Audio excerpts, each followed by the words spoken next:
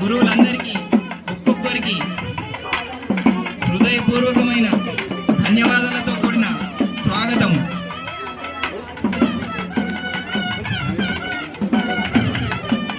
మా ఆహ్వానాన్ని మన్నించి